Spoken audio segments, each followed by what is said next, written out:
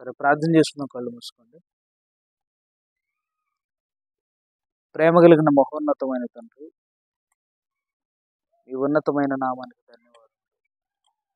ఇదిగో తండ్రి, మరో రోజు మీ పిల్లలతో కలిసి మీ మాటలు ఆలోచించడానికి మాకు ప్రసాదించినందుకు మీకు కృతజ్ఞతాస్తుతులు చెల్లిస్తున్నాము. ఇదిగో తండ్రి, మేమందరం కలిసి మీ మాటలు ఆలోచించుచుండగా మీ జ్ఞానపు సంగతులలోని ఆంతర్యాన్ని మాకు తెలియజేయమని కోరుతూ, మీ మాటలలోని అర్థాన్ని మాకు తెలియజేయమని కోరుతూ, మీ జ్ఞానంతో మమ్మల్ని నింపమని, మీరున్న లోకానికి మేము ఎలాగో సిద్ధపడాలి, మరి ఎలా సిద్ధపడాలో అది మీ జ్ఞానం ద్వారా మాకు తెలియజేయమని కోరుకుంటూ, ఈ కార్యక్రమం అంతటిలో మీరు మాకు తోడుగా ఉండి నడిపించమని కోరుతూ, ఈ ప్రార్థన మీ ప్రియకుమారుడు మా రక్షకుడైన యేసుక్రీస్తుల వారి పేరున అడిగి వేడుకొనిచున్నాము తండ్రి. ఆమేన్. ప్రేమైన దేవుని పిల్లలారా,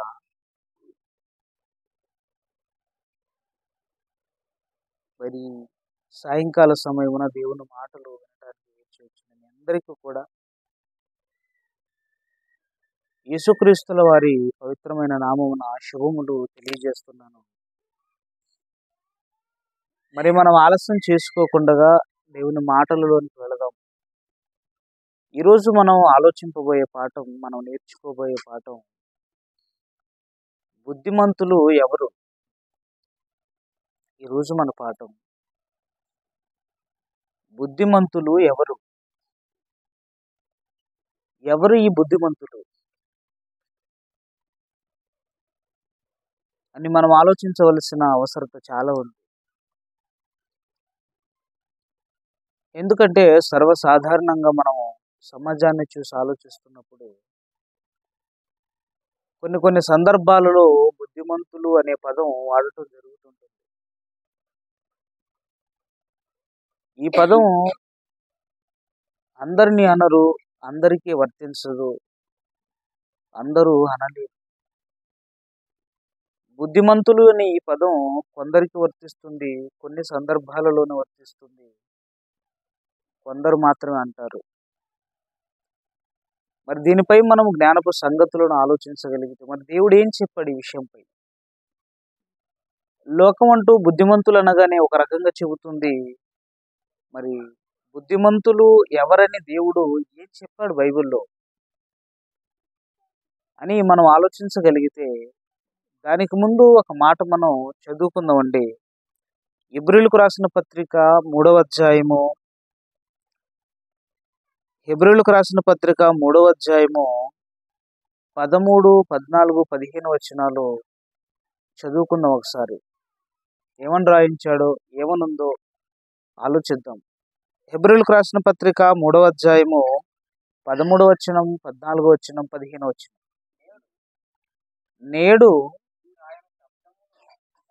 నేడు మీరు ఆయన శబ్దమును వినిన ఎడల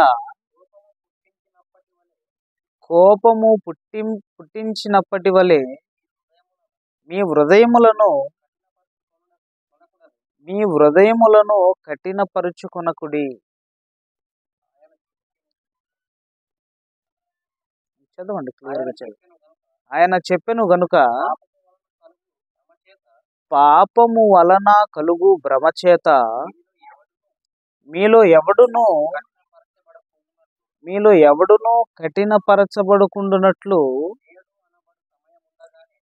ఈ మాటను అండర్లైన్ చేసుకోండి. ఏమంటున్నాడు? నేడు అను సమయము ఉండగానే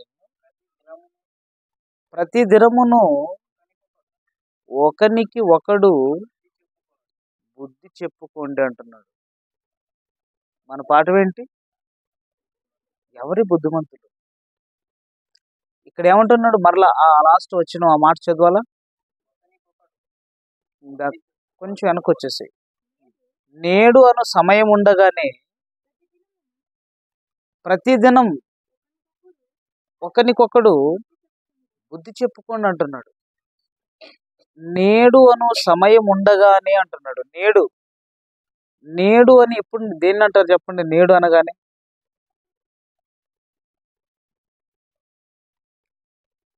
నిన్న, నేడు, రేపు. రేపంటే మనకు ముందుంది. నేడు అనగానే ప్రస్తుతం అనుభవిస్తున్న రోజు.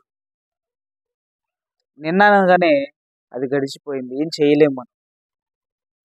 నిన్నటి రోజు గడిచిపోయింది గనుక ఏం చెయ్యలేము.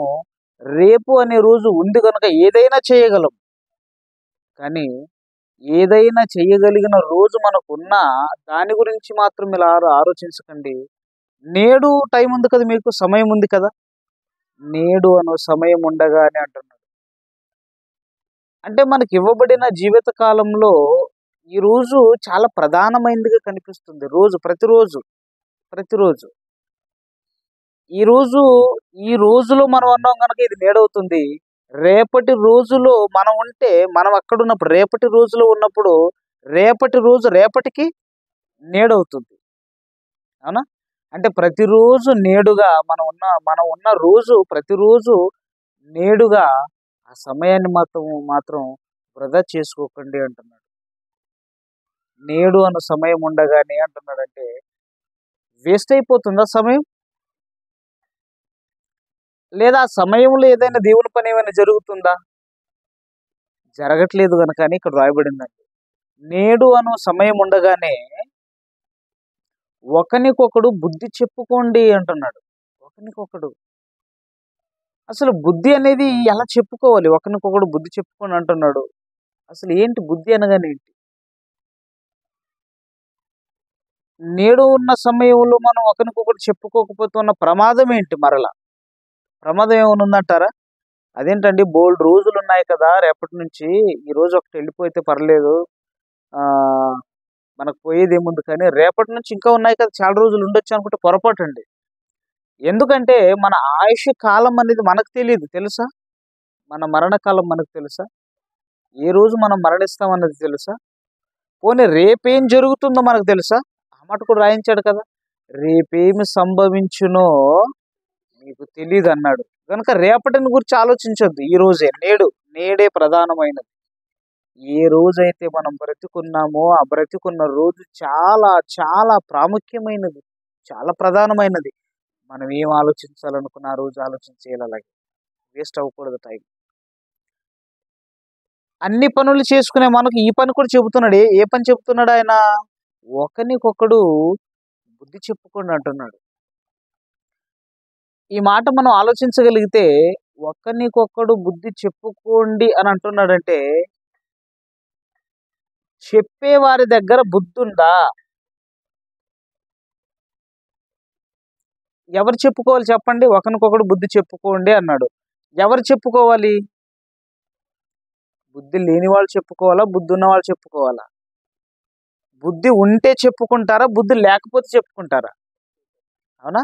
అంటే బుద్ధి ఉన్న వాళ్ళని గురించి మాట్లాడుతున్నాడు. బుద్ధి కలిగిన వారు ఒకరికొకడు బుద్ధి చెప్పుకోండి. ఏమని చెప్పుకోవాలి? ఇక్కడ అంతే మనకు అలా కనిపిస్తుంది కదా. ఏమని బుద్ధి చెప్పుకోవాలి? తర్వాత చూద్దామండి ఏమన్నా ఆ మాట కూడా చదువుకుందాం. చదువు ఆ మాట, కంటిన్యూ చేయండి ఆ మాటని. ఎలయనగా మొదటి నుండి మనకున్న దృఢ విశ్వాసము అంతము మట్టుకు గట్టిగా చేపట్టిన ఎడల క్రీస్తులో పాలివారమయ్యుందుము. ఎవరు బుద్ధిమంతులు అని అలా మనకు కనిపిస్తుంది చూడండి. అక్కడ కొంచెం కనిపిస్తుందా? ఎవరి బుద్ధిమంతులు ఎలా ఉంటారు అంటున్నాడు ఇక్కడ. అవునా? చదువు మాట. ఎలా అనగా మొదటి నుండి అంటే ఎప్పటి నుంచి? అది నువ్వు పుట్టినప్పటి నుంచి కాదు, మనం పుట్టినప్పటి నుంచి కాదు. మనం పుట్టినప్పటి నుంచి క్రీస్తులో ఉండం, క్రీస్తుని ధరించుకోము. ఎప్పుడు ధరించుకుంటాం మనం? క్రీస్తులోకి వచ్చిన తరువాత, క్రీస్తులో సమాధి చేయబడిన తరువాత బాప్తిస్మం ద్వారా అప్పుడు క్రీస్తులోకి రావటం జరుగుతుంది. అలా వచ్చిన మీరు అప్పటి నుండి మొదటి నుండి అంటున్నాడు. దాన్ని మొదటి నుండి మీరు ఎప్పుడైతే బాప్టిజం తీసుకుని ప్రభువులోనికి వచ్చారో ఆ మొదటి దినము నుండి ఆరంభమైంది మీ మంచి జీవితం, మన మంచి జీవితం. అది బుద్ధిమంతుని జీవితం. అవునా? మొదటి నుండి మనకున్న దృఢ విశ్వాసం, ఖచ్చితమైన విశ్వాసం, మనం దేవునిలోనికి వచ్చిన తర్వాత ఎలా ఉంటుంది చెప్పండి? మొదట్లో ఆరంభంలో ప్రధాన దశలో ఎలాగుంటుంది చెప్పండి?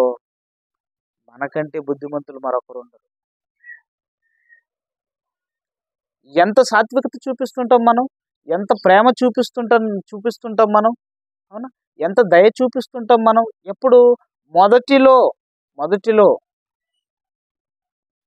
దృఢ విశ్వాసం అన్నాడు దాన్ని. దాని పేరేమన్నాడు?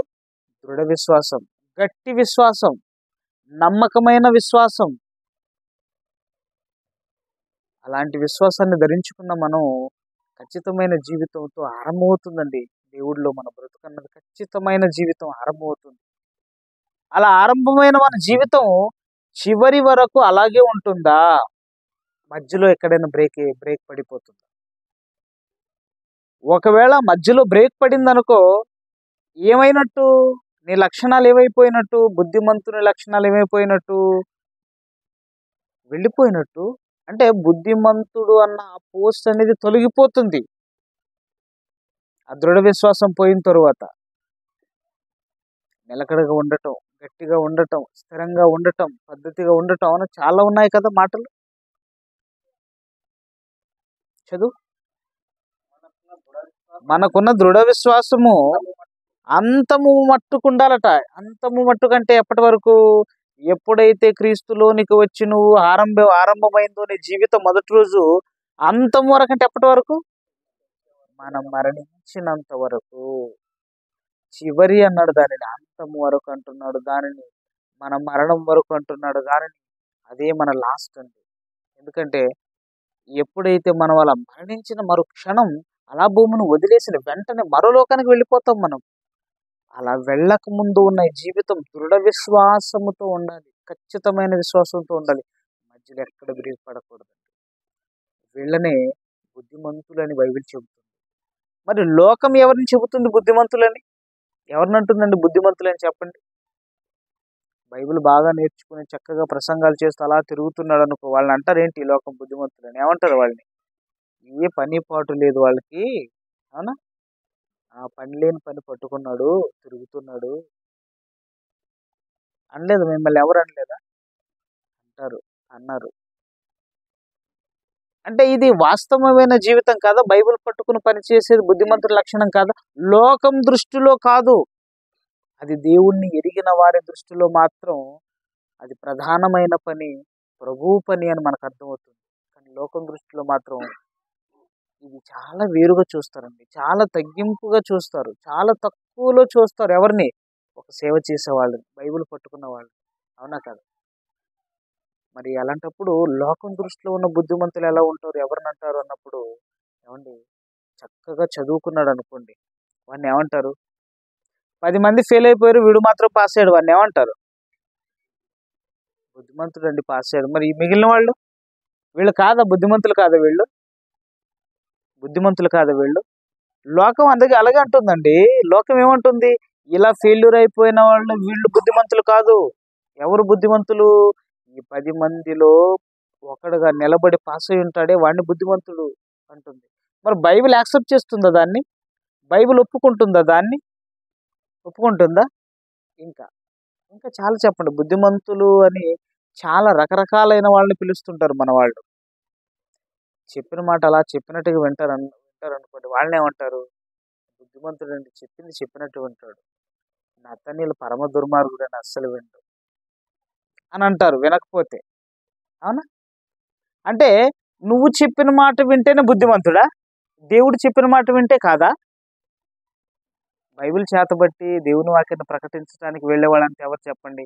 దేవుడు పిలిస్తే, దేవుడు చెప్పమంటే అలా బోధన ఆరంభించి అలా వెళ్ళిపోయేవాళ్ళు.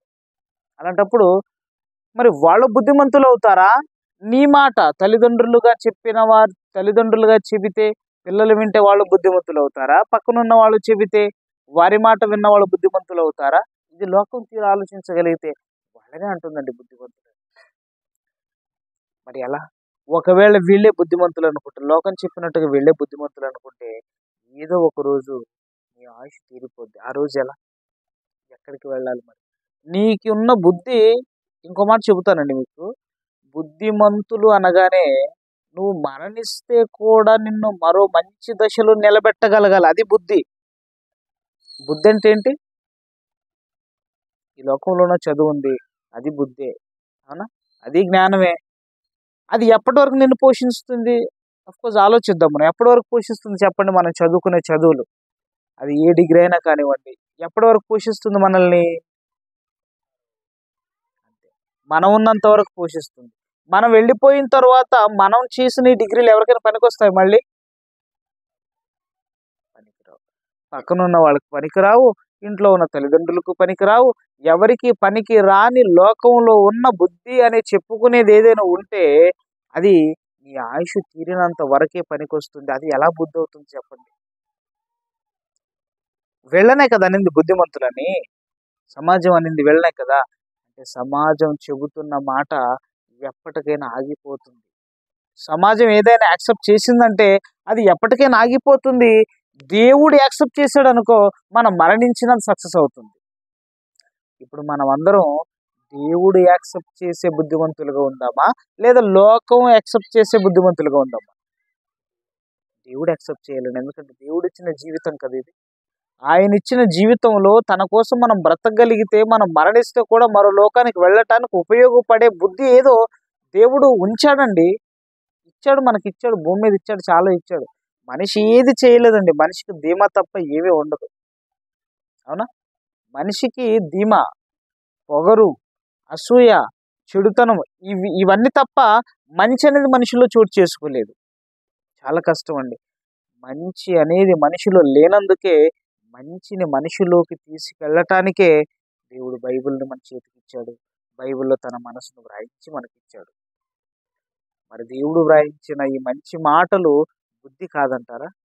యేసుప్రభుల వారిని గురించి మాట్లాడుతూ బుద్ధి జ్ఞానములు సర్వ సంపదలు క్రీస్తునందు గుప్తములయ్యున్నవి. ఎక్కడుందంట బుద్ధి? ఎక్కడుంటుందట? బుద్ధి అనేది ఉంటే అది ఎవరి దగ్గర ఉంటుందని చెబుతున్నాడు? ఒక్క క్రీస్తు దగ్గర మాత్రమే ఉంటుంది అంటున్నాడు. అంటే క్రీస్తును ధరించుకున్నవారు, క్రీస్తు మాటలను నేర్చుకున్నవారు మాత్రమే బుద్ధిమంతులు. మిగిలిన వాళ్ళు కాదండి. ఇది బైబిల్ చెప్పింది. బైబిల్ చెప్పిన మాట. యేసు దగ్గర జ్ఞానం ఉంది, యేసు దగ్గర బుద్ధి ఉంది, యేసు దగ్గర సంపద ఉంది. ఇదండి బుద్ధి. ఇది నేర్చుకుంటే మనం పరలోకానికి వెళతాం. మనల్ని మరో లోకానికి తీసుకు వెళ్ళేదే బుద్ధి, కానీ ఈ లోకంలో నిన్ను మట్టు పెట్టి సమాధి చేసేది మాత్రం అస్సలు కాదు. మరి ఎవరు అలాంటి బుద్ధిని నేర్చుకుంటారు? ఎవరా బుద్ధిమంతులు? ఎలా ఉంటారా బుద్ధిమంతులు? ఏం చేస్తారా బుద్ధిమంతులు? ఒకవేళ క్రీస్తు జ్ఞానం నీ దగ్గర ఉంటే నువ్వు బుద్ధిమంతుడు అయితే నువ్వేం చేయాలి? ఏం చేయాలి చెప్పండి? క్రీస్తు జ్ఞానం మన దగ్గర ఉన్నప్పుడు మొదటి నుండి అంటున్నాడు. అందుకే మొదటి నుండి అన్నాడంటే క్రీస్తును ధరించినప్పటి నుంచి అని అర్థం. క్రీస్తును ధరించినప్పటి నుంచి నీ దగ్గర ఏముంది? ఏం ధరించావు నువ్వు? ఆలోచిద్దామండి. క్రీస్తును ధరించుకున్నప్పటి నుంచి అంటాం మనం. క్రీస్తును ధరించుకోవటం అంటే క్రీస్తును ధరించుకోవటం అంటే ఆయన లక్షణాలను కలిగి ఉండటం. ఆయన లక్షణాలు ఏంటి? క్రీస్తు లక్షణాలు ఎలాగున్నాయి? ఏంటి ఆయన లక్షణాలు ఏంటి? ఏమండి, ఆయన ఎలా ప్రేమించాడండి? ఆయనలో ఎవరైనా ప్రేమిస్తారా? ఒక క్రీస్తులా ఎవరైనా ప్రేమిస్తారా? ఎవరు ప్రేమించలేరు. ఏంటి ఆయన లక్షణం ఏంటి? యేసుక్రీస్తు దగ్గర బుద్ధి జ్ఞానము సర్వ సంపద ఉంది అని చెప్పాడు కనుక ఆయనను ధరించిన మనకు అవన్నీ అప్లై అవ్వాలి. అవన్నీ మన దగ్గర ఉండాలి. ఉన్నాయా? లోకంలో ఎలాగూ లేవులండి. లోకంలో ఎలాగూ ఉండవు. మరి బైబిల్ నేర్చుకునే మన దగ్గర ఏమైనా ఉందా? ఉండాలి. ఉండాలి, ఖచ్చితంగా ఉండాలి. ఎందుకంటే ధరించుకున్నాము కదా క్రీస్తుని. క్రీస్తులోనికి వచ్చాము కదా మనం. దేవుడి కోసం బ్రతుకుతామని చెప్పాము కదా. అవునా కదా? అలాంటప్పుడు ఆయన లక్షణాలు మనలో ఉండాలి. ఆయన లక్షణాలు మనలో లేకపోతే మనం ఎప్పటికీ కూడా బుద్ధిమంతులం అసలు కాలేమండి. ఒకవేళ క్రీస్తును ధరించిన వారు ఎలాగుంటారో మరి మనం బైబిల్లో చూద్దాం. ఎందుకంటే ఒకనాడు ఇజ్రాయేలీయుల్ని దేవుడు కూడా బుద్ధిమంతులుగానే తీర్చాడండి వాళ్ళని. ఎందుకంటే నా పిల్లలు అన్నాడంటే వాళ్ళకి ఏమి ఇచ్చుంటాడు? ఆయన బుద్ధి ఇచ్చుంటాడు, జ్ఞానం సంపదలన్నీ ఇచ్చాడు ఆయన. వీళ్ళందరినీ కూడా ఇజ్రాయేలీయులను బుద్ధిమంతులుగా పరిగణించిన ఆయన మరి వాళ్ళు దక్కించుకున్నారా? ఆ లక్షణాలను దక్కించుకున్నారు వాళ్ళు? ఇదండి దక్కించుకోలేదండి వాళ్ళు. నా పిల్లలను నమ్మి ఆయన ఒక బానిసత్వపు బ్రతుకు నుంచి మరో పాలుతేనెలు ప్రవహించే దేశం పాలస్తీనాకు తీసుకెళ్లాలని ఏమండి ఎంత నాయకత్వపు లక్షణాలను మోసేలో పెట్టి బుద్ధిమంతుడిని పంపించాడండి ఆయన దగ్గరికి. ఒక మోషే బుద్ధిమంతుడు కాదంటారా? బుద్ధిమంతుడు ఆయన. ఎందుకంటే ఒక 10 మందిని మనం కంట్రోల్ చేయలేం. 10 మంది విసిగిస్తేనే మనం తట్టుకోలేం. 10 మంది మనల్ని అంటేనే మనం భరించలేం. అలాంటప్పుడు మరి లక్షల మందిని ఎలా భరించగలిగాడు ఆయన? ఒక మోషే లక్షల మందిని ఎలా భరించగలిగాడు ఆయన? ఎంత అనుంటారు చెప్పండి? ఆయన తిట్టుండరు అంటారు చెప్పండి? తిట్టుండరా? మోషేని తిట్టుండరా? తిట్టి ఉంటారా? ఉండరు చెప్పండి? తిట్టుకున్నారండి వాళ్ళు. ఇజ్రాయేలీలు దుర్మార్గులు చాలా తిట్టుకున్నారు ఆయన. 40 రోజులు వెళ్ళాడు కదా, ఎక్కడికి వెళ్ళాడు? కొండపైకి వెళ్ళాడండి. ఆ కొండ మీద దేనికోసం వెళ్ళాడు ఆయన? కొండకి ఎందుకు వెళ్ళాడు? ధర్మశాస్త్రాన్ని తీసుకురావటానికి వెళ్ళాడు. ఆ ధర్మశాస్త్రం అంటే ఏంటి? దేవుని మాటలు. దేవుని మాటలైన ధర్మశాస్త్రాన్ని తీసుకెళ్ళటానికి కొండపైనకి వెళితే ఈ ధర్మశాస్త్రం ఎవరికి అవసరం? మోషేకి ఏమైనా అవసరం అది చెప్పండి? అవును, అవసరమే. కానీ మోషే కన్నా ఎవరికి అవసరం ఎక్కువ? ఇజ్రాయేలీలకు అవసరం. ఇజ్రాయేలీలకి ఎందుకు ధర్మశాస్త్రం అవసరం చెప్పండి? ధర్మశాస్త్రం అనగానే ఆ మోషే వ్రాయించుకొచ్చిన 10 ఆజ్ఞలు. ఆ 10 ఆజ్ఞలు ఏంటి చెప్పండి? 10 ఆజ్ఞల్లో నీతి ఉందండి. 10 ఆజ్ఞలలో ధర్మం ఉందండి. 10 ఆజ్ఞలలో మంచి ఉందండి. అవునా లేదా? ఆ 10 ఆజ్ఞలలో దేవుడి కోసం బ్రతుకుందండి. ఎలా బ్రతకాలో నేర్పిస్తాయండి అవన్నీ. చూస్తారు ఒకసారి ఆ మాట చూడండి. 10 ఆజ్ఞలు ఎలా ఉన్నాయి? ఏమండి ఇజ్రాయేలీల కోసం రాయించిన ధర్మశాస్త్రం. నిర్గమకాండము 20వ అధ్యాయము మొదటి నుంచి చదవండి. నిర్గమకాండం 20వ అధ్యాయము మొదటి నుంచి చదవండి ఒకసారి. ఉం?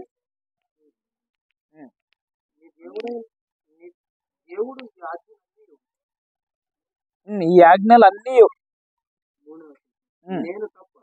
నేను తప్ప వేరొక దేవుడు మీకు ఉండకూడదు. ఎవరికి ఉండకూడదు?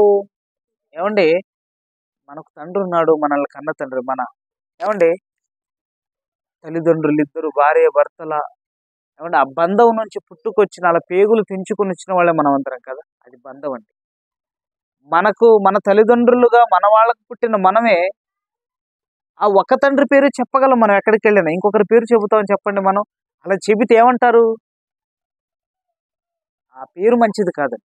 అవునా? ఆ పేరే మంచిది కాదు, అసహ్యంగా ఉంటుంది.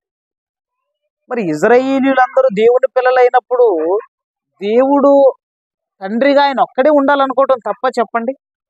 తప్ప? తప్పు కాదు కదా. అదే రాయించాడండి. నేను తప్ప మీకు వేరొక దేవుడు ఉండకూడదు. ఎందుకంటే నేనే మీకు దేవుడిని. నేను మీకు దేవుడిని కాకముందు మీకు నేను తండ్రిని. ఒకే తండ్రిగా నేనున్నాను. ఒకే తండ్రిగా నేను ఉన్నాను. అలా ఉన్న నేను ఒకే దేవుడిగా ఉండాలనుకుంటున్నాను. మీరు అంగీకరిస్తారు? ఒకవేళ మీరు నా పిల్లలైతే, బుద్ధిమంతులైతే అంగీకరిస్తారు దాన్ని. మరి ఇజ్రాయేలీలందరూ ధర్మశాస్త్రాన్ని పఠించినట్టుగా మనం చూస్తాము చరిత్రలు. చెప్పండి, పఠించారు వాళ్ళు?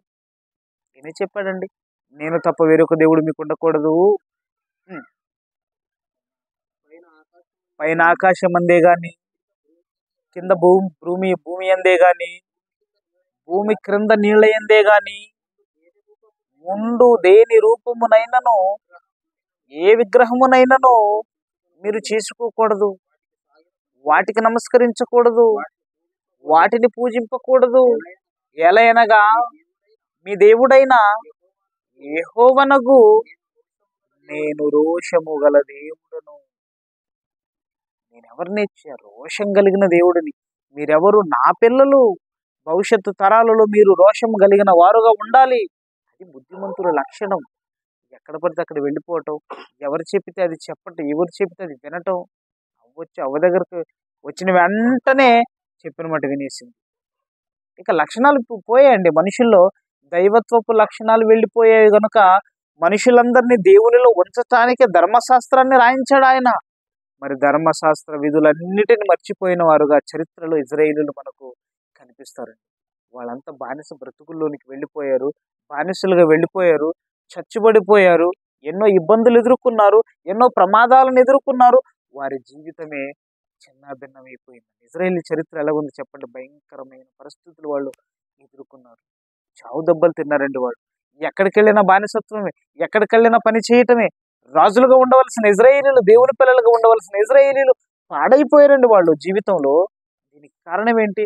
దేవుడు చెప్పిన బుద్ధి లక్షణాలను వారు వినకపోవటం చెడిపోవటానికి కారణం అయింది. అందుకేనండి పాలు తేనెలు ప్రవహించే దేశమైన పాలస్తీనాకి వెళ్ళలేకపోయారు వాళ్ళు. 20 సంవత్సరాలు పైబడిన వారిలో ఎవరెవరు వెళ్ళారు చెప్పండి? ఇద్దరు మాత్రమే వెళ్ళగలిగారు కదండి. ఎవరెవరు? ఒక యెహోషువ వెళ్ళగలిగాడు, ఒక కాలేబు వెళ్ళగలిగాడు. మరి మిగిలిన 6 లక్షల మంది ప్రజలు వెళ్ళలేదా? మరి వీళ్ళంతా ఏమయ్యారు? ఇద్దరేనా బుద్ధిమంతులు చెప్పండి? ఇద్దరేనా బుద్ధిమంతుల లక్షణాలు కనిపిస్తున్నాయి వాళ్ళలో? 6 లక్షల మందిలో ఇద్దరే బుద్ధిమంతులు కనిపిస్తే మరి ఇప్పుడున్న ఈ ప్రపంచ ప్రజలలో ఇన్ని కోట్ల మందిలో ఎంతమంది ఉండొచ్చు చెప్పండి? అంటే బుద్ధిమంతుల లక్షణాలు తక్కువగా ఉన్నాయి జనంలో. తక్కువ మంది ఉన్నారు బుద్ధిమంతులు. ఎలా చెప్పండి? ఇప్పుడు స్వర్గం ఎవరికి ఇవ్వాలి? ఖాళీయా చెప్పండి? స్వర్గాన్ని ఖాళీగా ఉంచాలనుకున్నాడు ఆయన? పరలోకాన్ని ఖాళీగా పెట్టాలనుకున్నాడు ఆయన? లేదండి, అది నిండిపోవాలనుకున్నాడు. అందరూ నా దగ్గరకు రావాలంటాడు. అందుకే ఒక్కడు కూడా నశింపకుండా అందరూ మారు మనసు పొందవలనని ఆయన ఇచ్చించుకున్నాడు. ఆయన మనసండి, అది దేవుని మనసండి. ఆయన లక్షణమే బుద్ధి, ఆయన మాటే బుద్ధి. ఆయన మాట వింటేనే బుద్ధిమంతులు. మరి ఎవరు వినగలుగుతున్నారు చెప్పండి? వినగలుగుతున్నారు ఎవరైనా? లేదండి, వినట్లేదు. దేవుడు చెప్పినది ఒకటి, మనం చేస్తున్నది మరొకటి. దేవుడు ఒకలా వెళ్ళమంటే మనం ఇంకొకలా వెళ్ళటం. ఎలా మారిపోయింది మానవ బ్రతుకు చెప్పండి? భయంకరంగా మారిపోయింది. చెప్పలేని దశలోనికి వెళ్ళిపోయింది. చెబితే వినని దశకి వెళ్ళిపోయింది. దీనికి కారణం ఎవరు? ఎవరండి మారుస్తారు చెప్పండి సమాజాన్ని? మనం కాదా మార్చేది? ఎవరు మార్చాలి? ఎవరి మార్చాలో మరి రాయబడిన మాట మనం ఒకసారి చూద్దామండి. ఎవరు మార్చాలో చెబుతున్నాడు చూడండి ఒకసారి. ఎవరి మార్చాలో చెబుతున్నాడు ఆయన. ఏమండి, దానియేలు గ్రంథం 12వ అధ్యాయము 3వ వచనం నుంచి అలా చదువుకుంటూ వెళ్ళిపోదామండి. ఎవరు బుద్ధిమంతులు? ఎవరిని అంటున్నాడు ఆయన బుద్ధిమంతులని? దానియేలు గ్రంథం 12వ అధ్యాయము 3వ వచనం. బుద్ధిమంతులైతే అంటున్నాడు. బుద్ధిమంతులైతే ఆకాశ మండలములోని జ్యోతులను పోలిన వారై ప్రకాశించెదరు అంటున్నాడు చూడండి. బుద్ధిమంతులైతే ఆకాశ మండలములోని ఆకాశ మండలములోని జ్యోతులను పోలిన వారై ప్రకాశించెదరు. ఆకాశం కనిపిస్తుంది కదా మనకు. ఆకాశం రాత్రి అయిపోయింది. ఆకాశాన్ని చూస్తే అక్కడ మనకు జ్యోతులు కనిపిస్తాయి. రాత్రి కనిపించే అతి పెద్ద జ్యోతి ఇది చెప్పండి? ఏంటర్రా? రాత్రి అవ్వగానే చంద్రుడు వెన్నెల దారను కురిపిస్తూ, అవునా, ఆ వెన్నెల దారలో చక్కటి గాలి, చక్కటి గాలి వచ్చిందా? ఎంత చల్లదనం అండి. మన ఇళ్లలో ఉన్న ఈసులు కూడా పనిచేయవు. అంత చక్కటి విధానాన్ని మరి వెన్నెలు వెదజల్లుతూ ఉంటుందండి. ఆ వెన్నెల ధార రాత్రికి ఇచ్చాడు దానిని. రాత్రిని ఏలుటకు చిన్న జ్యోతి అంటాడు. అందుకే దానిని అది వెలుగుతుంది, ప్రకాశిస్తుంది. ఎందుకు ప్రకాశించాలది? ఎందుకు వెలగాలది? చంద్రుడు రాత్రుల్లో ఎందుకు వెలగాలి చెప్పండి? అది ఎందుకు తన ప్రకాశాన్ని వెదజల్లాలి చెప్పండి? దేవుని పిల్లలు ఉన్నారు, తన పిల్లలు ఉన్నారు గనక, తన పిల్లలకు వెలుగు కావాలి గనుక ఆ వెలుగు నువ్వే ఇవ్వాలని చెప్పాడు. ఎవరితో చెప్పాడు? చంద్రుడితో చెప్పాడు. నువ్వు రాత్రి అవ్వగానే వెళ్ళాలి, నువ్వు ఎందుకంటే నా పిల్లలకు వెలుగునివ్వాలి. చీకట్లో ప్రమాదం, చీకట్లో భయం, చీకటిలో నా పిల్లలు ఉండలేరు, చీకటిలో తట్టుకోలేరు, చీకటిలో ఎన్నో ప్రమాదాలు ఉన్నాయి కనుక వెలుగును నువ్వు వెదజల్లాలి. ఏంటండి ఆ ప్రాముఖ్యత చెప్పండి? లక్షణాలండి అవన్నీ కూడా. దేవుడిలో బుద్ధి ఉన్న లక్షణాలు ఎన్నో ఉన్నాయి, ఎన్నో గుణగణాలు, బుద్ధి లక్షణాలు ఆయనలో ఉంటే తన పిల్లలైన మనలో ఎందుకు కనిపించడం లేదు? చంద్రుని శక్తి, చంద్రుని శక్తి మనకు అవసరం, సూర్య శక్తి మనకు అవసరం. ఉదయం అవ్వగానే సూర్యుడు వచ్చేస్తాడు మరలా. రాకపోతే పరిస్థితి ఏంటి? వచ్చాడు గనుక ఉదయం అయింది అంటున్నావు, రాకపోతే చీకటి అయిపోద్ది. చీకట్లు ఏం చేసుకుంటావు నువ్వు? ఒక 10 రోజులు సూర్యుడే రాలేదనుకోండి, ఏమైపోద్ది చెప్పండి? ఒక 10 రోజులు అలా మేఘాలు అలా కమ్ముకుని సూర్యుడు కనిపించకుండా ఉంటేనే ఎన్ని రోగాల బారిన పడిపోతుందండి మానవ సమాజం. లేదా ఎన్ని రోగాలు 2 రోజులు అలా మేఘాలు మూసుకున్నాయి అనుకోండి, మబ్బులు పట్టేసాయి అనుకోండి, ఎవరికి చూసిన జలుబు, ఎవరికి చూసిన జ్వరం, ఎవరికి చూసిన అనారోగ్యం. ఎందుకంటే మేఘాలు కమ్ముకున్నాయి, ఎండ ఎండ పడట్లేదు అని అంటాం మనమే. అంటే ఎండొస్తే నీ రోగం పోద్దా? అవును. ఎండొస్తే మొక్కలు మొలుస్తాయా? అవును. ఎండొస్తేనే చెట్లకు శక్తి వస్తుందా? అవును. ఎండొస్తే ప్రకృతికి మాత్రమే కాదు, ఆ ప్రకృతి ఒడిలో ఉన్న మనకు కూడా శక్తి, ఆరోగ్యం. వెలుగండి వెలుగు. వెలుగు వలన మంచి జరుగుతుందండి. సూర్యుని వెలుగు వలన ఎన్ని మంచి ఉన్నాయి చెప్పండి, చాలా లక్షణాలు. అంటే దేవుని లక్షణాలను కలిగున్న సూర్యుడిలో ఎన్నో లక్షణాలు. ఆ సూర్యుడు తన శక్తిని వెదజల్లటం వల్ల మనిషికి ఎంతో ఆరోగ్యం, ఎంతో బ్రతుకు బాగుంటుంది. ఒకవేళ సూర్యుడు రాకపోతే ప్రమాదం, చంద్రుడు రాకపోతే ప్రమాదం. ఏంటండి ఈ జీవితం చెప్పండి. 2 రాలేదనుకోండి ఎలాగుంటుందో ఊహించుకోండి, భయంకరం. ఇప్పుడు చెప్పండి, బుద్ధిమంతులు వీటన్నిటిని కూడా ఆలోచించాలండి, వీటన్నిటిని కూడా ఆలోచించాలి. ఎందుకంటే ఆయన అన్నాడు, బుద్ధిమంతులైతే ఆకాశ మండలములోని జ్యోతులను పోలిన వారై అంటున్నాడు. మన పోలిక, లేదా మన ఆలోచన, మన బుద్ధి లక్షణాలు, మన క్యారెక్టర్, మన గుణగణాలు ఎవరివై ఉండాలి? ప్రకృతిని చూసి నేర్చుకోమంటున్నాడు. ప్రకృతిని చూడండి ఒకసారి, సూర్యుడిని చూడండి, తను తను చేస్తున్న పని పని అంతటిని చూడండి. ఎక్కడైనా డిస్టర్బెన్స్గా ఉందా? అది చెప్పండి. ప్రకృతి చేసే పని, సూర్యుడు చేసే పని కానీ, చంద్రుడు చేసే పని కానీ, నక్షత్రాలు చేసే పని కానీ, ఈ ప్రకృతిలో ఏది చేసినా ప్రకృతి చేసే ప్రతి పని వెనకాతల మంచే కనిపిస్తుంది కానీ చెడు ఎక్కడైనా కనిపిస్తుందా? లేదు. ఎందుకంటున్నాడు, ఆకాశ మండలంలోని జ్యోతులను పోలిన వారై ప్రకాశించాలి. ఆ జ్యోతులు ప్రకాశిస్తుంటే నీకు మంచి జరుగుతుంది అన్నప్పుడు, ప్రకృతి ప్రకాశిస్తేనే నీకు మంచి జరిగితే, మనిషికి మంచి జరిగితే, నువ్వే ప్రకాశిస్తే ఇంకెంత మంచి జరుగుతుంది చెప్పండి. నువ్వే నువ్వే వెలిగితే. అందుకేనండి మరణంలో మాట అంటాడు కదండి, జీవించుచున్నావన్న పేరు మాత్రం ఉన్నది కానీ నువ్వు మృతుడవు అంటే, నువ్వు చచ్చిపోయిన తర్వాత వెలుగుతావు చెప్పండి. ఎప్పుడు వెలుగుతారు? ఎప్పుడు వెలగాలి మనం అందరం? ఆత్మ అనే మహాశక్తి మన ఆకారంలో ఉన్నప్పుడే కాళ్ళు, చేతులు, ముక్కు, నోరు అన్ని పని చేస్తూ ఉంటాయి. అలా పని చేసేటప్పుడే వెలుగుతున్నట్టు, అలా వెలుగుమయమైన జీవితంలో నువ్వు ఎవరి కోసం వెలుగుతున్నావు? నువ్వు ఆకాశ జ్యోతులను పోలేవా నువ్వు? అవి చేస్తున్న పనిని ఏమైనా పోలేవు నువ్వు అని అడుగుతున్నాడు ఆయన. దేవుడు అడుగుతున్న ప్రతి ప్రశ్నకు సమాధానాన్ని మనం పెట్టుకోవాలండి. ఆయన అడుగుతాడండి, చాలా అడుగుతాడు మనల్ని. ఏం చేసావంటాడు, చెప్పాలి. ఎలా ఉన్నావంటాడు, చెప్పాలి. ఎక్కడికి వెళ్ళావంటాడు, చెప్పాలి. ఎందరిని మార్చావంటాడు, చెప్పాలి. ఇవన్నీ ప్రశ్నలు ఆయన అడుగుతున్నప్పుడు మనం చెప్పకపోతే బుద్ధిమంతులమా చెప్పండి? ప్రశ్నలు అడిగితే టక టక టక టక టక టక టక మన సమాధానాలు చెప్పిన వాడు బుద్ధిమంతుడు అవుతాడు. కానీ కాముగా చేతులు కట్టుకుని కూర్చుంటే ఏమంటారు? బుద్ధిహీనులు అంటారు. ఆదమండి బుద్ధిమంతుడు అంటే ఆయన కాదంటారు. ఆదం బుద్ధిమంతుడు కదా ఏమండి? ఏంటండి ఆయన ఆయన బుద్ధి మీకు తెలుసు. గతంలో మనం చాలాసార్లు మాట్లాడుకున్నాం కదా. జీవులన్నిటికీ పేర్లు పెట్టడంలో దేవుని మనసులో ఉన్న పేరును అలాగే పెట్టాలి అంటే ఆయనకి ఎంత బుద్ధి ఉండాలి చెప్పండి. ఆయన పేరు ఏనుగు వచ్చిందనుకోండి, ఆకారం కలిగింది, అలా వచ్చేసరికి దానికి ఏనుగు అని పెట్టాడంటే అది దేవుని మనసులో ఉన్నదే మరలా పెట్టాడంటే ఎలా? ఆయన మనసు, దేవుని మనసుని ఎలా స్కాన్ చేశాడు ఆయన? ఎలా స్కాన్ చేశాడు ఆయన? పులి వచ్చిన వెంటనే దీనికి పులని పెట్టాలి, కాకి వచ్చిన వెంటనే దీనికి కాకని పేరు పెట్టాలి, పావురం వచ్చిన వెంటనే దీనికి పావురం అని పేరు పెట్టాలి, ఇది బల్లి వచ్చిన తర్వాత దీనికి బల్లి అని పేరు పెట్టాలి. ఎన్ని పెట్టాడండి ఆయన? ఎన్ని పెట్టాడు చెప్పండి. ఇన్ని పేర్లు పెట్టడంలో ఒక్క విషయంలోనైనా అరే ఆదము, నువ్వు ఇలా చెప్పటంలో ఇదిగో దీనికి పెట్టవలసిన పేరు దీనికి పెట్టావు, దీనికి పెట్టవలసిన పేరు దీనికి పెట్టావు అన్నట్టు మిస్టేక్ ఏమైనా జరిగిందా? జరగలేదు. ఎన్ని పెట్టాడండి ఆయన? ఎన్ని పేర్లు పెట్టాడు? ప్రస్తుతం ప్రపంచంలో ఎన్ని జీవరాశులు ఉన్నాయి? 84 లక్షల జీవరాశులలో దేనికి కూడా ఏ తప్పిదము లేకుండా చక్కగా చక్కగా పేర్లు పెట్టగలిగాడంటే ఎంత బుద్ధి ఉందండి ఆయనకి. ఎవరికి? మన నాన్నకి, ఆది తండ్రికి ఎంత బుద్ధి ఉంది? చాలా బుద్ధి ఉంది. మరి ఆ బుద్ధిమంతునికి పుట్టిన పిల్లలకు బుద్ధి ఉందా? అప్పుడప్పుడు తండ్రి మంచోడ ఎలా భవిష్యత్తులో బాగుపడ్డాడు అనుకోండి, చాలా మంచి మంచి పనులు చేస్తూ చాలా చక్కగా నలుగురిలో మంచి పేరు తెచ్చుకున్న వాళ్ళు బ్రతికుంటాడు అనుకోండి ఒక తండ్రి. ఆ తండ్రికి పుట్టిన కొడుకు కూడా అలాగే బ్రతికాడు అనుకోండి. అప్పుడు ఏమంటారు? తండ్రికి తగ్గ కొడుకురా. ఏమంటారు మీరు? మనం ఏమంటాం చెప్పండి?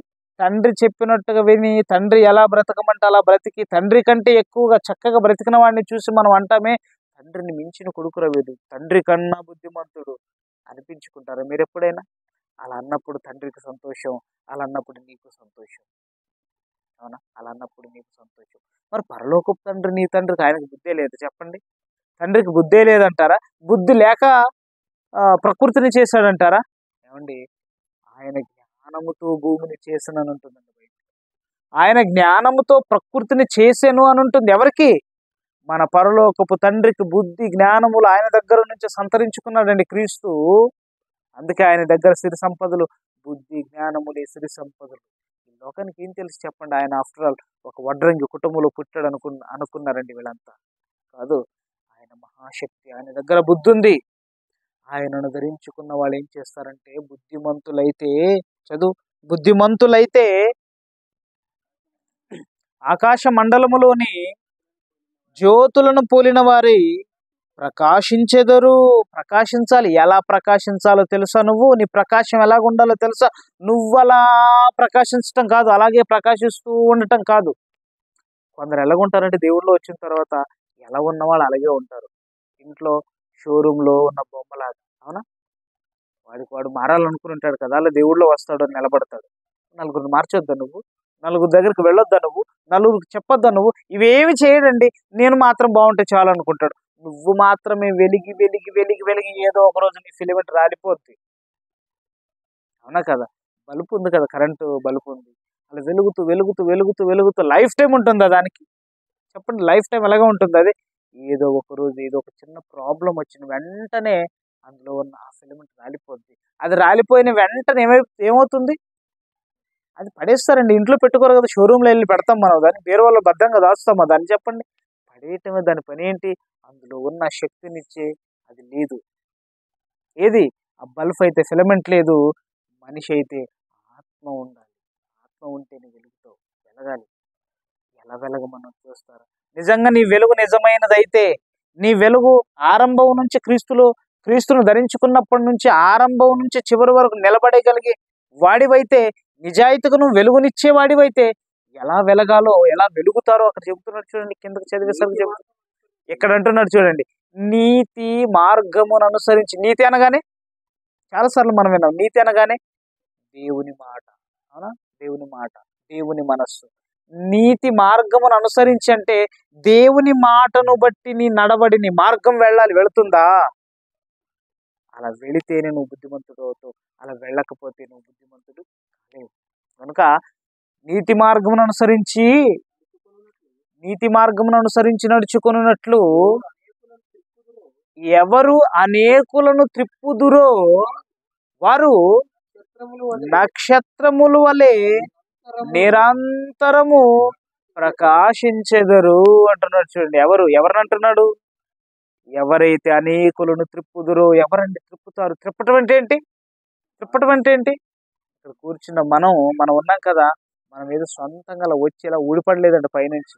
ఎవరో ఒకరు దేవుని మాటలు అలా 4 మాటలు చెప్పి నిన్ను, ఏమండి, ఆ భక్తిలో నిలబెడితే తప్ప ఈరోజు మనం ఇలా కూర్చోలేదు. అవునా కదా? ఎవరో ఒకరు నిలబెట్టాలి. అలా నిలబెడితే వచ్చిన వాళ్ళే మనం. ఎంతవరకు నిలబడగలం? ఎవరైతే అనేకులను త్రిప్పుదురు అంటున్నాడు. ఎవరైతే అనేకులను త్రిప్పాలి అంటున్నాడు. బుద్ధిమంతుల లక్షణాలు ఏంటి? ఎవరి బుద్ధిమంతులు చెప్పండి ఇప్పుడు? ఎవరైతే అనేకులను త్రిప్పుతారో వారు ఆకాశ నక్షత్రములలో ప్రకాశిస్తారు. ఆకాశములో ఉన్న నక్షత్రములను పోలిన వారై, ఏమండి, నిలబడతారు వాళ్ళు. ఆకాశాన్ని చూడండి ఒకసారి. ఆకాశాన్ని చూడండి, కనిపిస్తుందా? అప్పుడప్పుడు అలా కొన్ని నక్షత్రాలు సడన్ గా అలా వెళ్ళిపోతూ కనిపించకుండా మరుగైపోతూ ఉంటాయి. అవునా? అలా కనిపించకుండా ఏమైపోతూ ఉంటాయి? అవన్నీ కూడా రాలిపోతూ ఉంటాయి. రాలిపోతాయటండి అవన్నీ కూడా. రాలిపోతాయట. ఏంటి? నక్షత్రాలు. నిరంతరము ప్రకాశించే నక్షత్రాలు కొన్ని ఉన్నాయి, రాలిపోయే నక్షత్రాలు కొన్ని ఉన్నాయి. మరి నువ్వు నిరంతరము ప్రకాశించే నక్షత్రాన్ని పోలేవు నువ్వు, అయితే బుద్ధిమంతుడు. లేదా రాలిపోయే నక్షత్రాన్ని కలిగి ఉన్నావు నువ్వు, అయితే నువ్వెవరివి? బుద్ధిహీనుడు. నువ్వు బుద్ధిమంతుడివో కాదో, నువ్వు నీతిమంతుడివో కాదో, నువ్వు సరైన మార్గంలో ఉన్నావో లేదో తెలియాలంటే అనేకులను త్రిప్పుదురు అన్నాడు. మరి ఎప్పుడండి త్రిప్పటం ఏంటి? ఎలా? ఎంతకాలం తీసుకుంటారు దీనికి టైం మనం? ఎంతకాలం తీసుకోవాలి? ఇది ఒక రోజులో అయిపోయేది కాదు కదా, అవునా? ఈరోజు మనం మారాం, కొంతకాలం బ్రతుకుతున్నాం, వెంటనే ఒక 20 మందిని 30 మందిని మార్చడం అవుతుందా చెప్పండి? ఒకరొకరు ఇద్దరిని మార్చడం కాదు, ఒకరొకరు 10 మందిని మార్చడం కాదు. ఒకరుంటే అనేకులు అవుతారా, చాలా మంది ఉంటే అనేకులు అవుతారా? అనేకులు అంటున్నాడు. అంటే ఎవరైతే నక్షత్రాల వలె వెలుగుతున్నారో క్రీస్తును ధరించుకుని వారి మీద ఉన్న బాధ్యత ఏంటి, బరువేంటి చెప్పండి? అనేకులను త్రిప్పే బాధ్యత.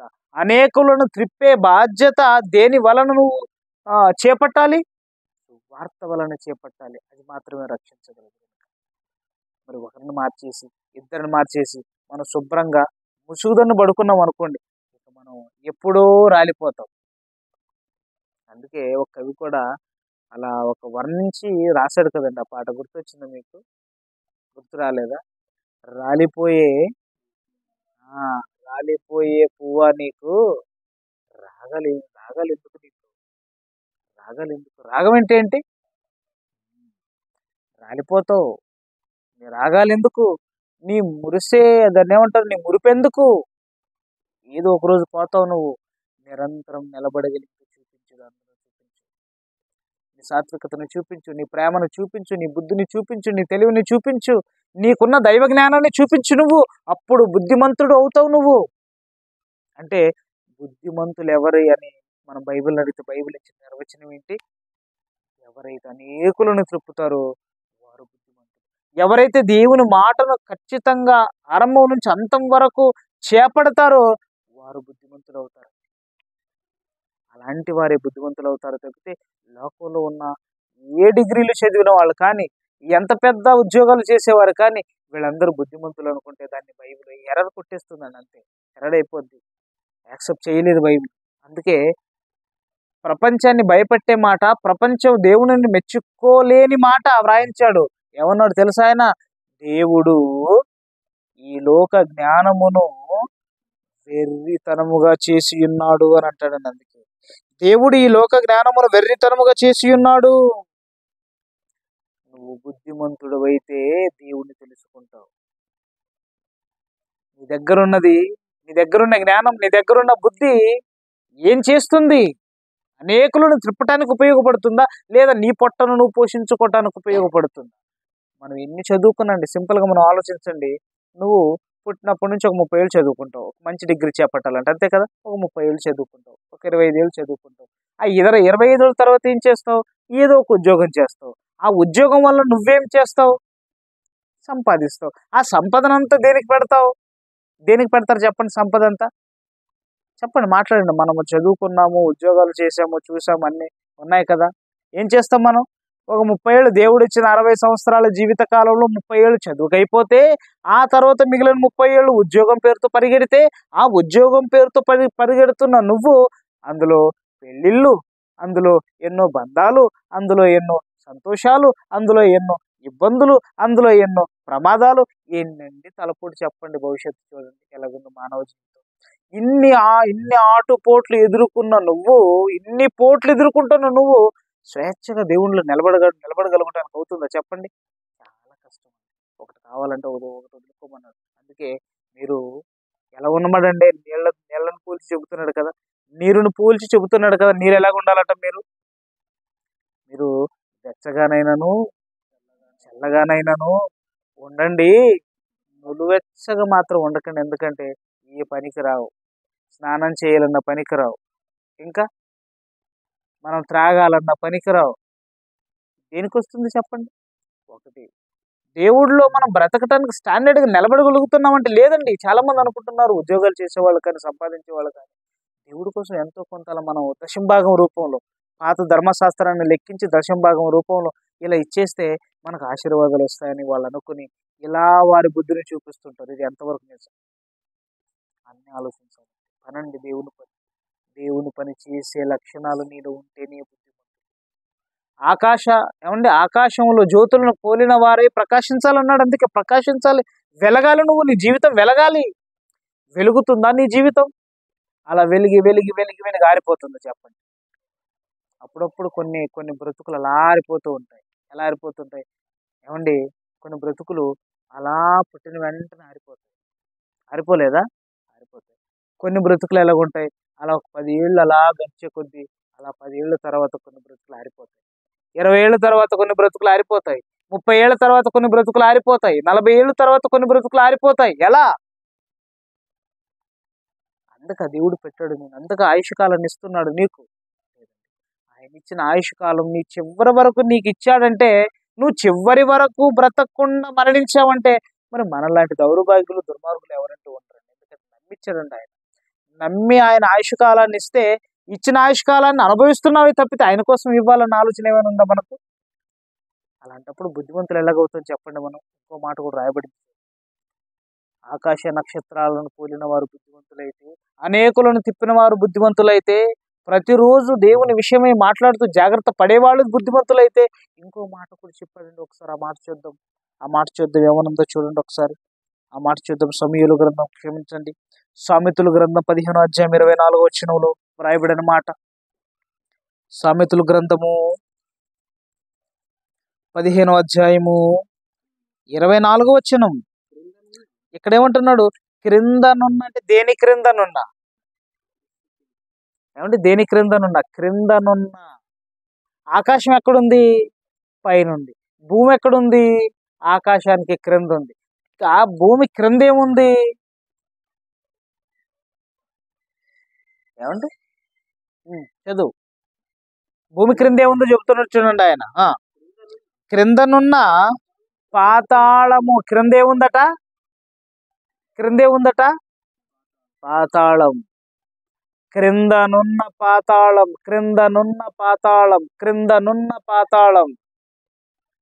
దేవుడు పరలోకంలో ఉన్నాడు. ఆ పరలోకం ఆకాశం అవతల ఉంది. అవునా? నరులు, దేవుడు చేసిన మనుషులు ఎక్కడున్నారు? ఆకాశం క్రింద భూభాగమైన ఈ భూగ్రహం మీద మనం ఉన్నాం. కానీ పాతాళం ఎక్కడుంది? భూమి క్రింద ఉంది.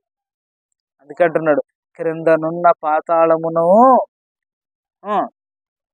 క్రిందనున్న పాతాళమును తప్పించుకొనవలనని బుద్ధిమంతుడు. అంటే బుద్ధిమంతుడు ఏం చేస్తాడట? క్రిందనున్న పాతాళమును తప్పించుకోవాలనుకుంటాడట. ఏమండి? ఎప్పుడైనా క్రిందనున్న పాతాళమును తప్పించుకోవాలని మీరు అనుకున్నారా? ఆలోచించండి. ఎప్పుడైనా అనుకున్నారు? మీ మనసులోనే అనుకున్నారా? అలా మనం అనుకున్నావా? మనల్ని టార్గెట్ చేసి ఎందుకు మాట్లాడతారంటే, మనం వాక్యం దగ్గర కూర్చున్నాం కనుక. లోకం కూర్చుందంటే అది అనవసరం. మనం కూర్చున్నాం కనుక మాట మనకి వర్తిస్తుంది. మనం అలా మాట్లాడుకోవాలి. ఎప్పుడైనా ఆలోచించాం మనం? చెప్పండి. మనం అఫ్కోర్స్ ప్రార్థన చేసుకునేటప్పుడు కానీ, దేవుని గురించి ఆలోచించేటప్పుడు కానీ, ప్రశాంతంగా ఉన్నప్పుడు కానీ, ఎప్పుడైనా మన మదికల తట్టిందా? ఏమని? క్రిందనున్న పాతాళమును తప్పించుకోవాలి నేను అని ఎప్పుడైనా అనుకున్నారా? ఎలాగండి బుద్ధిమంతుల లక్షణాలు రావాలి చెప్పండి? చాలా కష్టం. క్రిందనున్న పాతాళమును తప్పించుకోవాలని ఒక బుద్ధిమంతుడు ఆలోచిస్తున్నాడు. ఎలా తప్పించుకోవాలని ఆలోచిస్తున్నాడు? ఎందుకు తప్పించుకోవాలనుకుంటాడంటే, ఎప్పుడు తప్పించుకుంటారు చెప్పండి? ఎప్పుడు తప్పించుకుంటారు మీరు? సడన్ గా ఇక్కడ అందరూ ప్రశాంతంగా మనం కూర్చున్నాం కదా. ఇప్పుడు అందరూ మర్చిపోయి అలా హాయిగా మనం కూర్చున్నాము. దినకర్ వాళ్ళ ఇంట్లో సడన్ గా గ్యాస్ పేలింది అనుకో, ఏమైపోతారు మీరు? ఎక్కడికి వెళ్ళిపోతారు? తప్పించుకోవాలి. ఇప్పుడు తప్పించుకోవాలంటే ఏం చేయాలి? కళ్ళు మూసుకుని కూర్చోవాలా? గ్యాస్ పేలితే కళ్ళు మూసుకుని కూర్చొని తప్పించుకుంటాం మనం? పారిపోవాలండి. మనం తప్పించుకోవాలంటే పారిపోవాలి. ఎక్కడ? ప్రమాదం. తప్పించుకునేది ఎప్పుడు జరుగుతుందంటే, ఎప్పుడు తప్పించుకుంటారంటే ప్రమాదం ఉన్నప్పుడు తప్పించుకుంటాం మనం. అవునా కదా? ప్రమాదం ఉన్నప్పుడు తప్పించుకుంటాం. ఇక్కడ ఒక వ్యక్తి బుద్ధిమంతుడు ఆలోచిస్తున్నాడు. ఏమని ఆలోచిస్తున్నాడంటే, క్రిందనున్న పాతాళమును తప్పించుకోవాలనుకుంటున్నాడు. ఎందుకు పాతాళాన్ని తప్పించుకోవాలనుకుంటున్నాడు? ప్రమాదం ఉంది కనుక పాతాళంలో. పాతాళం అంటేనే ప్రమాదం. ప్రమాదమై ఉన్న పాతాళాన్ని తప్పించుకోవాలనుకుంటున్నాడు అంటే నిజంగా ఈయనెవరు? బుద్ధిమంతులండి వీళ్ళంతా. బైబిల్లో వ్రాయబడిన బుద్ధిమంతులు. దేవుడు చెప్పిన మాటలు వినటంలో బుద్ధిమంతులు. క్రిందనున్న పాతాళమును తప్పించుకొనవలెనని బుద్ధిమంతుడు పరలోకమునకు పోవు జీవ మార్గమున నడుచుకుంటాడట. అంటే క్రిందనున్న పాతాళమును తప్పించుకోవాలంటే ఏం చేయాలట? పరమునకు పోవు జీవ మార్గం. పరమున అంటే ఏంటి? పరలోకానికి వెళ్ళటం. పరమునకు పోవు జీవ మార్గం. ఎక్కడుంది జీవ మార్గం? జీవ మార్గం అంటే ఏంటి? ఏంటి జీవ మార్గం? పరలోకానికి వెళ్ళాలంటే సాధారణమైన మార్గాలు పనిచేయవు. అక్కడ ఫ్లైట్ వెళ్తుంది అక్కడికి, అది సాధారణమైన మార్గం. అది అవునా? రాకెట్ లాంచర్స్ వెళ్తున్నాయి అక్కడికి, సాధారణమైన మార్గాలు అవన్నీ కూడా. కానీ పరలోకానికి వెళ్ళే ఒక మార్గం ఉందండి. మార్గం, ఆ మార్గాన్ని పట్టుకోవాలండి బుద్ధిమంతులైతే. పరలోకానికి వెళ్ళే మార్గం ఉంది. ఏంటా మార్గం? జీవ మార్గం. ఎక్కడుంది ఆ మార్గం? భూమి మీద నుండి పరలోకానికి మార్గం ఉందట. ఎక్కడి నుంచి ఎక్కడికి ఉంది మార్గం? భూమి మీద నుండి పరలోకానికి మార్గం ఉంది. ఆ మార్గం ఎక్కడుంది?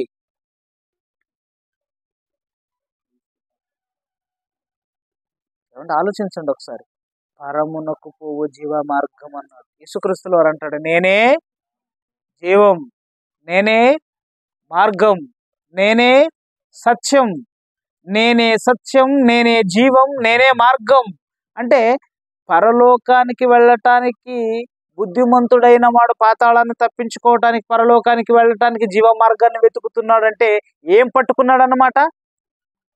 అదండి, క్రీస్తును పట్టుకున్నాడు అన్నమాట. యేసుక్రీస్తు ఛాయలను పట్టుకున్నాడు అన్నమాట. ఆ జాడను పట్టుకున్నాడు. ఏమండి, గత కాలంలో కొన్ని కొన్ని మనం సీన్స్ కొన్ని చూస్తుంటాం. ఇది అదేదో ఒక లెసన్ కూడా ఉందండి. చదువుకున్న పాఠ్యపుస్తకాలలో ఒక లెసన్ కూడా ఉంది. ఒక తల్లి, ఆ సందర్భం ఏంటంటే, ఒక తల్లినా తండ్రినా, ఒక తల్లి అడవికి వెళుతుందా? అది ఎగ్జాంపుల్ నేను విన్నాను, సరిగ్గా గుర్తులేదు, కానీ ఆ సందర్భం చెబుతాను వినండి. ఇంట్లో ఏదో ప్రమాదం జరిగింది, ఒక కుటుంబంలో ప్రమాదం జరిగింది. ఆ ప్రమాదం వలన తల్లికి ఇబ్బంది ఉంది, కుటుంబానికి ఇబ్బంది ఉంది, మరి కన్న పిల్లలకి ఇబ్బంది ఉంది, అందరికి ఇబ్బంది ఉంది, కుటుంబంలో ప్రమాదం ఉంది. అలాంటప్పుడు తల్లి కొడుకులు విడిపోయే పరిస్థితి వచ్చినప్పుడు ఒక తల్లి ఏం చేస్తుంది? నా కొడుకు బాగుండాలి అనుకుంటుంది, కానీ చెడిపోయి నేను బాగుండాలనుకుంటుంది. ఏ తల్లి అని చెప్పండి? లేదండి, నా కొడుకు బాగుండాలి, నా కొడుకు బాగుండాలి, నా కొడుకు బాగుండాలంటే గుర్తొస్తే చెప్పండి, నేను సరిగ్గా చెప్పలేకపోతున్నాను దాన్ని. అవునా? అలా ఆ తల్లి ఏం చేసిందంటే, ఆ సందర్భాన్ని అక్కడి నుంచి చెబుతాను. ఏం చేసిందంటే, అలా అడవికి వెళ్తుందంట. ఆ తల్లి అడవికి వెళ్ళిపోతుంది, కొడుకును వదిలేసి, కుటుంబాన్ని వదిలేసి. మీరే బాగుండరా, నేను ఎక్కడికి వెళతాను అని చెప్పేసి చెప్పకుండా వెళితే, అలా వెళ్ళినప్పుడు ఆ తల్లి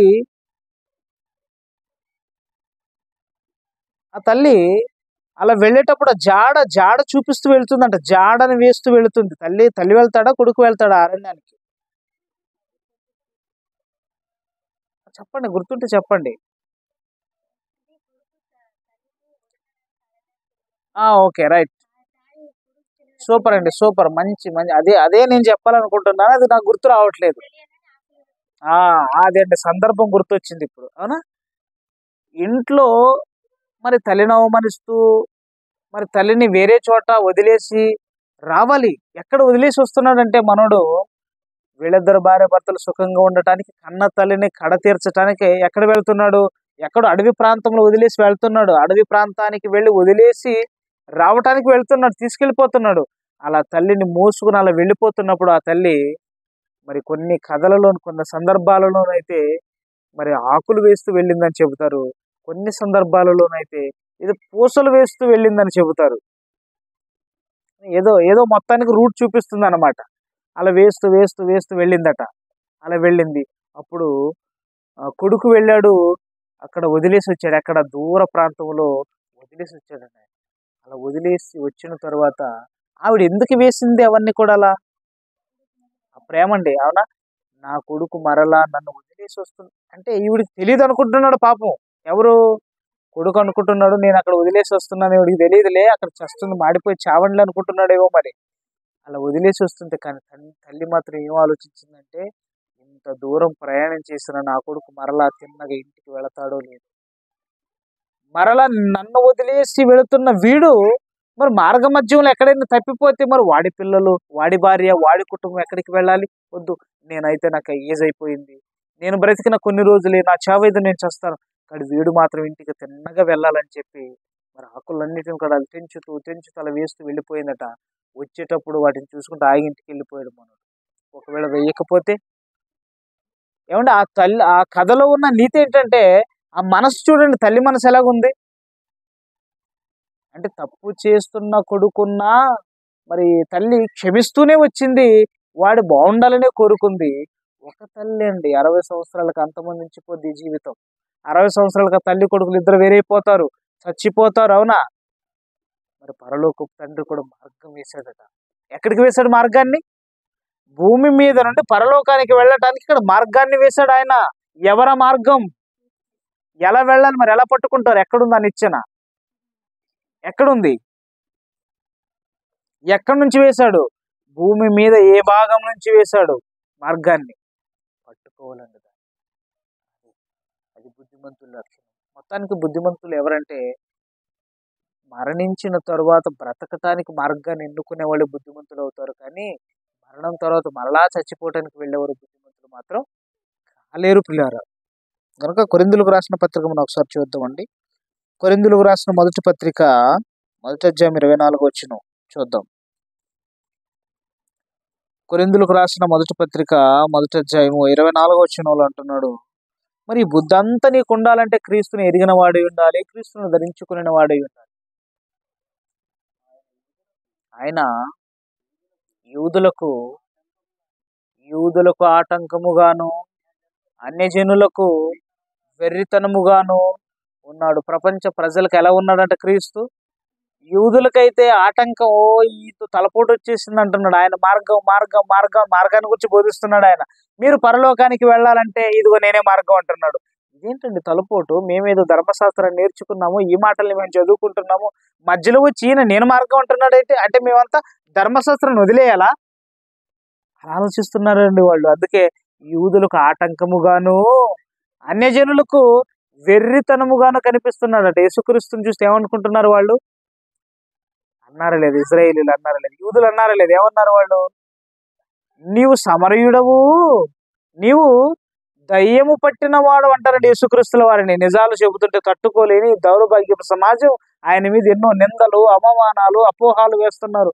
నీకు దయ్యం పట్టింది అన్నారులేండి, మేము విన్నాం, చాలాసార్లు విన్నాము, అయినా మరి మేము ఇప్పుడు కళ్ళారా చూస్తున్నాం అని అంటున్నారండి వాళ్ళు. వీళ్ళన్నారు మేము అబ్రాహాం సంతానం, ఎవరికి దాసులు కాదంటే ఆయన అంటున్నాడు మీరు దాసులు అంటున్నాడు. మీరు దాసులు అంటే మేము ఎలా దాసులు అవుతాం? మేము అబ్రాహాం సంతానం. అబ్రాహాం ఎవరికి దాసుడు కాదు కదా, మేము అబ్రాహాం పిల్లలు ఎవరికి దాసులు కాదు కదా, మేము స్వతంత్రులేమో అంటున్నాడు. ఈయనేమంటున్నాడంటే, పాపం అనే దాసత్వం కింద మీరు ఉన్నారు, పాపం అనే బానిసత్వంలో మీరు ఉన్నారంటే, పాపంలో ఉన్న మీరు మార్గంలో లేరు, మీరు బుద్ధిమంతులు కారు. మీరు బుద్ధిమంతులైతే మార్గాన్ని ఎంచుకుంటున్నారు, ఆ మార్గం నేనే అని చెబితే మీరు నమ్మట్లేదు. అబ్రహాం అలా చేయలేదు, తన కొడుకును బలిచ్చాడు, మీరెందుకు అందరం చంపేస్తున్నారు అడుగుతున్నాడండి ఆయన. మీరెందుకు అందరం చంపేస్తున్నారు? మరి బుద్ధిమంతులైతే మీరు ఎలా చేయటం న్యాయమా? అబ్రహాం కొడుకును బలి ఇవ్వటం న్యాయమా అడుగుతున్నాడు ఆయన. అలా మాటలకు మతిపోయి అంటున్నారు, అర్థం కావట్లేదు. మీ తండ్రి వేరు, మీ తండ్రి వేరు, మీ తండ్రి వేరు, మీ తండ్రి వేరు అంటే ఆయన అంటున్నాడు, అబ్రహాం అయితే దేవుని కుమారుడై తన కొడుకును బలి ఇవ్వటం వల్ల ఆ విశ్వాసులకు తండ్రిగా మారిపోయాడు ఆయన. మీరు అందరినీ చంపేసి మీరు అంతకులైపోయారు. అబ్రహాం మీ తండ్రి కాదు, మీ తండ్రి అపవాది అంటుంటే మేము అబ్రహాం పిల్లలు అంటున్నారు వాళ్ళు. చూసారా? ఇలా చెప్పేసరికి వీళ్ళ బ్రెయిన్ అవుట్ అయిపోయిందండి. అప్పుడు అంటున్నారు, మేము అబ్రహాం పిల్లలమే, నువ్వే రాంగు, నువ్వు మమ్మల్ని భ్రమలో పెట్టాలనుకుంటున్నావు. నిజంగా మేము విన్నాము, ఇందాక విన్నాం, ఏం విన్నామంటే చాలా మంది చెప్పారు దయ్యం పట్టింది ఆయనకి, ఆయన మాటలు వినకండి అని చెప్పారు. ఇప్పుడు మేము కళ్ళారా చూస్తున్నాము, నీవు సమరయుడవు, దయ్యము పట్టిన వాడవు అని యూదులు అన్నారు, ఇశ్రాయేలీయులు అన్నారు. సొంత వాళ్ళే ఆ మాట అన్నప్పుడు అన్ని జనులు ఎలా నమ్ముతారు చెప్పండి? వాళ్ళు యేసుక్రీస్తులు వారు శిష్యులను పంపించేటప్పుడు గత వారంలో మనం నేర్చుకున్నాం కదా, శిష్యులను పంపించేటప్పుడు ఏమన్నాడంటే, మీరు అన్ని జనుల దగ్గరికి వెళ్ళకండి, ఇశ్రాయేలీ దగ్గరికి వెళ్ళండి, ఎందుకంటే ముందు మన వాళ్ళని మార్చుకుందాం, ముందు మన వాళ్ళని రక్షణలో పెడదాం అంటున్నాడు. ముందు మన వాళ్ళని మార్గంలో ఉంచుదాం, మన వాళ్ళని మార్గంలో ఉంచుదాం ఫస్ట్, తరువాత అందరూ కలిసి ఎక్కడికి వెళదాం? అన్ని జనుల దగ్గరికి వెళదాం. అన్య జనులు యేసుక్రీస్తుని వెర్రివాడు అంటున్నారంటే, వెర్రితనముగా అన్ని జనులకు ఆయన కనిపిస్తున్నారంటే, వీళ్ళు చేసిన బోధలు ఎలాగున్నాయి? ఎవరు చేసిన బోధలు? ఇజ్రాయేలీలు చేసిన బోధలు ఎలాగున్నాయి? యూదులు చేసిన బోధలు ఎలాగున్నాయి? బాగున్నాయంటారు చెప్పండి? యేసు చెప్పిన బోధలు చేశారంటారు వాళ్ళు? లేదు.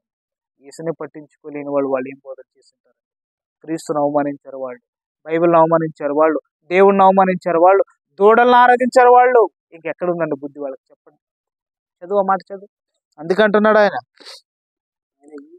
ఆయన యూదులకు ఆటంకముగాను అన్యజనులకు వెర్రితనముగాను ఉన్నాడు.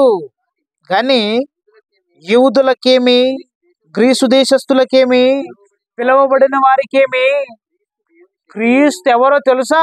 అన్యజనులకు వెర్రితనముగా కనిపించిన, యూదులకు ఆటంకముగా ఉన్న క్రీస్తు ఎవరో తెలుసా? దేవుని శక్తి రాయన. ఎవరైనా దేవుని జ్ఞానం ఆయన. క్రీస్తే దేవుని శక్తి, క్రీస్తే దేవుని జ్ఞానం. ఆయనను ధరించిన వారే జ్ఞానులు, ఆయనను ధరించిన వారే బుద్ధిమంతులు. ఇప్పుడు చెప్పండి, ఎవరి బుద్ధిమంతులు? ఎవరు బుద్ధిమంతులు? బుద్ధిమంతులు ఎవరు? క్రీస్తును ధరించిన వాళ్ళు, ఆకాశ నక్షత్రాలను పోలిన వాళ్ళు, పాతాళాన్ని తప్పించుకునే వాళ్ళు, పరలోకానికి మార్గం వెతుక్కునే వాళ్ళు, వీళ్ళే బుద్ధిమంతులు. వీళ్ళను వదిలి మిగిలిన వాళ్ళందరూ బుద్ధిమంతులా అని మనం అనుకుంటే అస్సలు కాదండి, అస్సలు కాదు. బుద్ధిమంతులు ఎవరెవరు చెప్పండి? ఒక పౌలు బుద్ధిమంతుడు, ఒక స్టెఫెను బుద్ధిమంతుడు, ఒక యాకోబు బుద్ధిమంతుడు, అవునా? ఒక పేతురు బుద్ధిమంతుడు. వీళ్ళండి బుద్ధిమంతులు అంటే. ఇప్పుడు బైబిల్ ఎవరిని బుద్ధిమంతులు చెప్పింది? బుద్ధిమంతులని చెప్పింది. దైవ జ్ఞానం కలిగిన వారిని బుద్ధిమంతులుగా పరిగణిస్తుంది బైబిల్. లోక జ్ఞానం కలిగిన వారిని ఏమంటుంది? పిచ్చివాళ్ళు అంటుంది బైబిల్. ఇప్పుడు చెప్పండి, ఎవరి బుద్ధిమంతులు? దేవుని వైపు నిలబడి దేవుని కోసం ఆలోచించిన వారే బుద్ధిమంతులు. అర్థమైపోయింది. సరే, కళ్ళు మూసుకొని ప్రార్థన చేసుకోండి. ప్రేమ కలిగిన మహోన్నతమైన తండ్రి, మీ ఉన్నతమైన నామానికి వందనములు. ఇదిగో తండ్రి, మీ పిల్లలుగా మీ మాటలు కొంతవరకు మేము విన్నాము. విన్న మాటలు మర్చిపోకుండా మనసులో భద్రపరుచుకుని చాలా మంది మీ పిల్లలను మీ వైపునకు త్రిప్పగలిగి ఒక మంచి భాగ్యాన్ని మాకు అనుగ్రహించండి. మీ జ్ఞానమందు నిలవబెట్టండి. మీ పిల్లలుగా మమ్మల్ని అందరినీ ఇక్కడ చేరి ఉన్న, ఇక్కడ కూర్చుని ఉన్న ప్రతి ఒక్కరిని మీరు దీవించండి. వారి కుటుంబాలను మీరు కాపాడండి. ఆయన ఇక్కడ చేరి ఉన్న ప్రతి ఒక్కరు కూడా మీ మాటలు నేర్చుకుని, వారు నేర్చుకున్న వారుగా ఉండకుండా, నేర్చుకున్నది ఇతరులకు చెప్పి మీ దగ్గరకు తీసుకొచ్చేవారుగా అనేకులను మీ దగ్గరకు త్రిప్పే మరి ఆ పనిని మా మీద మీరు ఇచ్చారు కనుక ఆ పనిని గుర్తెరిగిన వారుగా, ఆ పని చేయటానికి ముందు నిలబడేవారుగా, మేమందరం బుద్ధిమంతులుగా మారటానికి అవకాశాన్ని కల్పించమని కోరుకుంటూ, ఆయన మీ పిల్లలుగా మమ్మల్ని అందరిని మరోసారి మీ చేతులకు అప్పగిస్తూ మమ్మల్ని దీవించమని కోరుకుంటూ, ఈ ప్రార్థన మీ ప్రియకుమారుడు మా రక్షకుడైన యేసుక్రీస్తుల వారి పేరుట అడిగి వేడుకొనిచున్నాము తండ్రి. ఆమేన్. అందరికి వందనాలు.